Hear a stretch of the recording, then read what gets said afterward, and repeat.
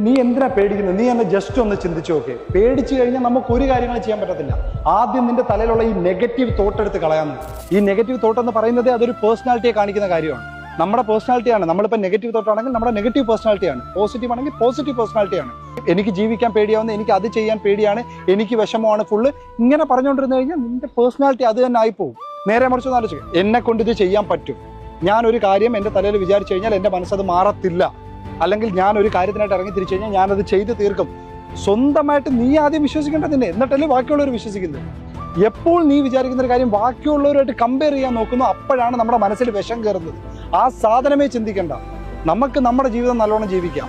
അല്ലാതെ നമുക്ക് ഇത്ര കളറുണ്ട്, നമുക്ക് ഇത്ര ഹൈറ്റ് ഉണ്ട്, നമുക്ക് ഇത്രയും വെയിറ്റ് ഉണ്ട്, എനിക്ക് ഇത്ര ഇംഗ്ലീഷ് അറിയാം, എനിക്ക് വിദ്യാഭ്യാസം ഉണ്ട്, ഇതൊന്നും വലിയ കാര്യമില്ല. നമുക്ക് നമ്മുടേതായിട്ടുള്ള ഒരു പോസിറ്റീവ് ഓറ വേണം.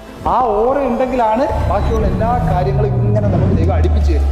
നമ്മളുടെ ആ ഒരു പോസിറ്റീവ് ഓറയും ബാക്കി പടച്ചോൻ്റെ ഒരു കാര്യം നമുക്ക് വിധിച്ചിട്ടുണ്ടെങ്കിൽ ബാക്കി എല്ലാ കാര്യങ്ങളും സ്മൂത്ത് ആയിരിക്കും. നിന്റെ മനസ്സിൽ നീ നെഗറ്റീവ് തോട്ട് അങ്ങ് എടുത്ത് കളഞ്ഞുതരാം. പോസിറ്റീവായിട്ട് ചിന്തിക്കും, നീ നിന്നെ വിശ്വസിക്കും, ബാക്കി എല്ലാ കാര്യങ്ങളും സ്മൂത്തായിട്ട്